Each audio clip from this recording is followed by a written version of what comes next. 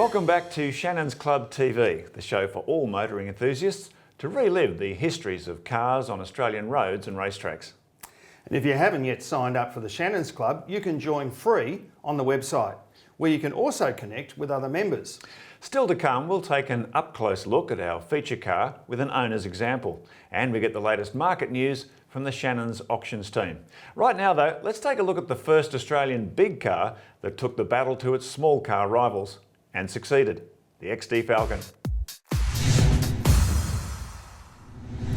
The XD Falcon ultimately gave the full-size Aussie family car and the Australian car industry an extra 35 years. Forced to go it alone in 1979 as Holden and other local manufacturers backed smaller cars following 1970s oil shocks, Ford redefined the Australian car. It would then replace Holden as the only all-Australian car until 2006. The XD Falcon preserved what Australians still needed in a family car while matching or cutting the running costs of its smaller rivals. The XD's reduced weight and superior six-cylinder engine efficiency also allowed the full-size utes, panel vans, wagons, luxury Fairlanes and LTDs to continue without compromise. Ford Australia accessed whatever cutting-edge technologies from around the world it needed. The XD also joined the Commodore with up-to-the-minute looks based on Ford's latest European models. And although Ford still offered the powerful 5.8 litre or 351 local Cleveland engine, winning at Bathurst with a big V8 was not what this Falcon was about. Mark, if getting a competitive XD Falcon onto the racetrack was no longer a Ford priority, how did it happen? Well, that's just it. It wasn't supposed to happen. I mean, the company was even issuing letters to anyone who was interested in racing the XD Falcon, signed by Edsel Ford, who was running the joint at the time. Do not race this car. But obviously it did happen, and that was thanks to some very determined individuals both inside and outside the company, which I'll get to a bit later. Well, an XD track presence demonstrating that the XD's many achievements had not cost the Falcon its toughness and endurance could only help sales. Despite an XD weight cut of 116 kilograms, critical shoulder room and wheelbase remain much bigger than the Commodore. The big car versus small car showroom rivalry soon carried over to the track. The XD's aero design reduced drag by 10%, and the 20% extra glass area gave it a fresh new racing look over the old US-style hardtops it replaced. The previous Falcon's tough underpinnings continued, with improved suspension and full-strength towing ability unmatched by smaller rivals. Even if the new XD Falcon was now the only tough and roomy workhorse choice for poor Australian roads, it was contentiously denied the 1979 Wheels Car of the Year. Attempts to dismiss it as a lemon were ignored by Australians, who soon turned it into a bestseller.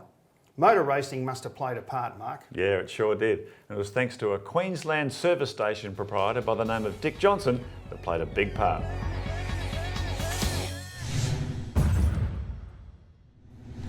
In 1980, Ford Australia's new XD Falcon was destined to take on Holden's new VB Commodore on the racetrack under a fresh set of rules with a bold new look.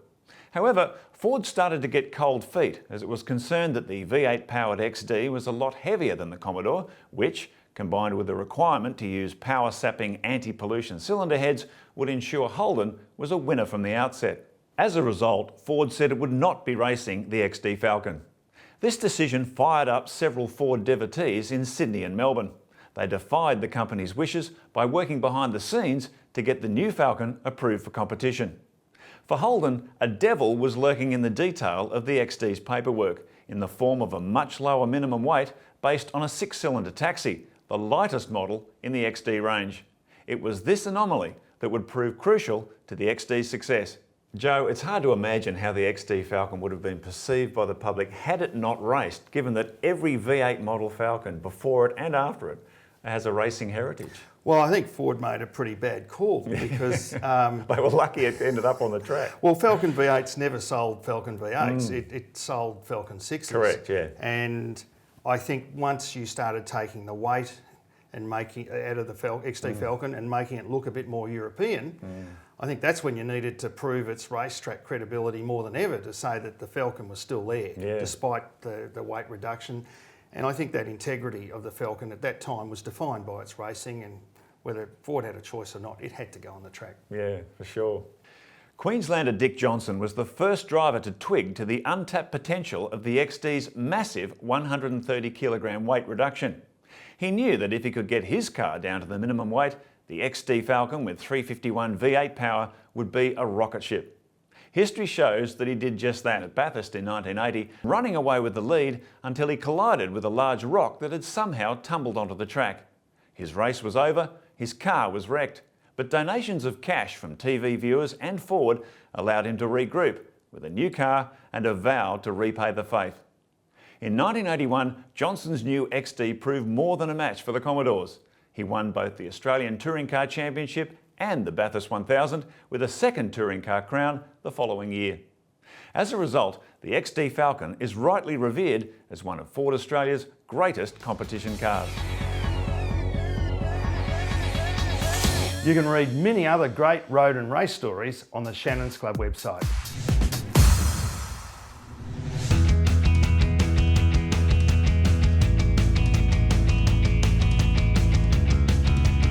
My name's Barry McAway and this is a 1982 XD ESP Falcon Fairmont gear.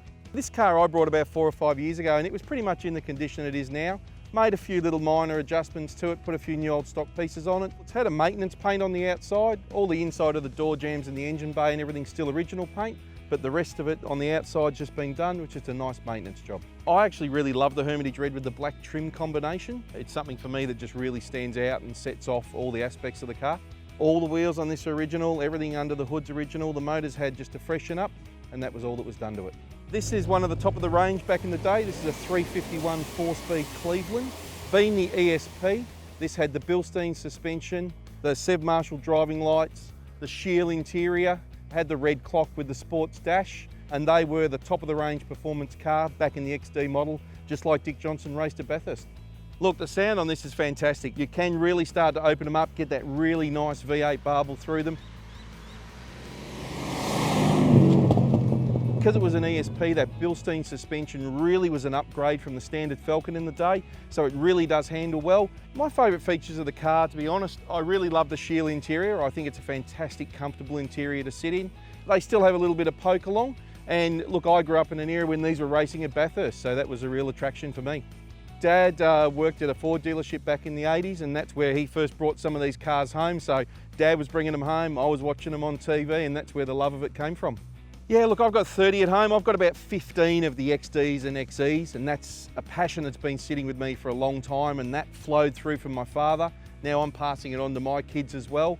They've all got their own little special things about them, which is why you start to love them.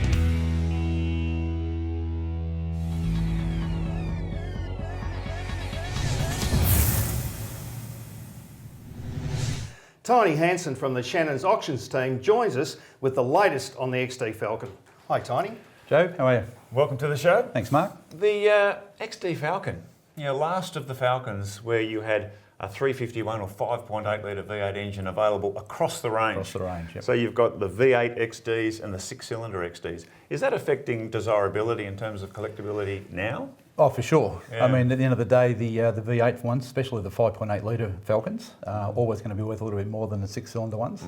The trouble is finding a good one. Yeah. That's the hard part. I bet they're rare now, aren't they? They are. They're very, very slim on the ground.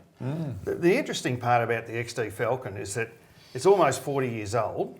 Now, if we incredible, were talking about this when the HQ Holden was out in 1971, we'd be talking about Model A Ford that was the same age. That puts it in perspective. And the XD Falcon certainly isn't like a Model A Ford relative to today's cars. And that's really confusing for people because it didn't seem that long ago we were riding in them as taxis. So the question is, we got 6-cylinder Falcons. Who would have thought? Are they going to be of interest? What's the driving criteria there? Well, I guess the driving criteria, you mentioned it a minute ago, they're nearly 40 years old. Yes. They qualify for the CH plates in most states around the country, which makes it quite desirable for cheap registration and also cheaper insurance as well, I would imagine. The trouble is, as I said previously to Mark, you just got to find the good one. And the good ones are out there, you just need to track them down. Because a lot of them were worked to the death, weren't they? They were taxis, they were reps cars, they were country cars, they were just driven so hard. They were also inclined to rust a little bit.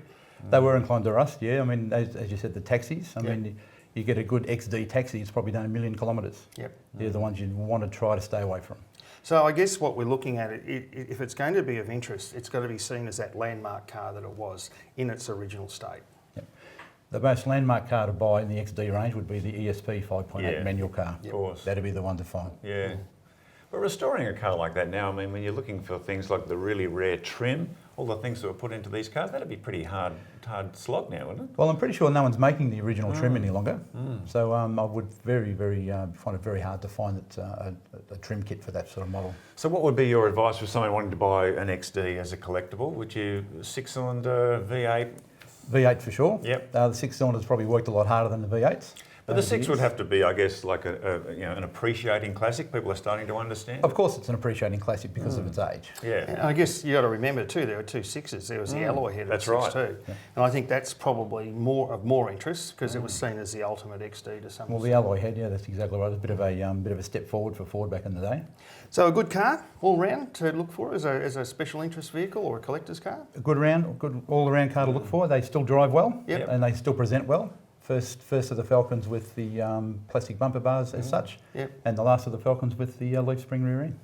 Very good. Well, thanks, Tiny. No problems. And remember, you can get all the latest auction news on the Shannons Club website. If you'd like your own image of the XD Falcon in competition, visit autopics.com.au. Joe, just reflecting on the XD Falcon, I mean, this was in the middle of a global energy crisis. It's amazing that Ford was able to get 4-cylinder buyers to switch to a 6-cylinder. Even historically, that is just incredible. Well, you've got to remember the switch to 4-cylinder cars started around 1976, 77. That also was the year when Australian pollution laws were applied to cars, and it really killed 4-cylinder cars. Sure did. So you're talking about 4-cylinder cars, 3-speed auto, 60, maybe 70 kilowatts. Awful. And people were taken out of their big cars, travelling big Australian distances, and put into these little cars. I was right in the middle of that, and I'd been driving Cortina 4, 200B Datsun, and they were choosing to fly me to regional meetings. Yet when the XD Falcon came along, I could drive to these regional centres and not feel it. It was a great car for the time. We hope you've enjoyed reflecting on the local hero that wrestled back the Aussie buyer from the small car invasion. We look forward to your company next time on Shannons Club TV. Bye for now.